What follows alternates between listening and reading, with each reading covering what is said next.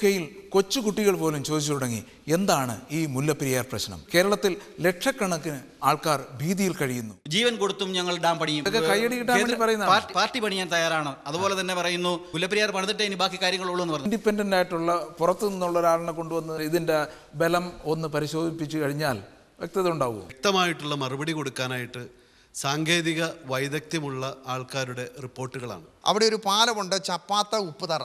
സാധാരണ ഒരു വലിയ മഴ വന്നാൽ ആ പാലങ്ങൾ കവിഞ്ഞൊഴുകും. അപ്പോൾ ഡാം പൊട്ടി വന്നാൽ ഇത്രയും രൂക്ഷമായിരിക്കുന്ന ഒരു പ്രശ്നത്തിൽ ഒരു അഡ്വക്കേറ്റ് ജനറലിന് ഇങ്ങനെ ഒരു മിസ്റ്റേക്ക് വരുത്താൻ നടക്കുന്ന കാര്യമാണോ ഇല്ലയോ? ചില സ്ഥാപിത താല്പര്യങ്ങളെ സംരക്ഷിക്കാൻ വേണ്ടിയിട്ട് ചിലപ്പം നടത്തിയ പ്രസ്താവനയായിരിക്കാം ഒരു പക്ഷെങ്കിൽ. യൂറോപ്പ് മലയാളി ജനറൽ കാണുക എല്ലാ ബുധനാഴ്ചയും രാത്രി 8:15.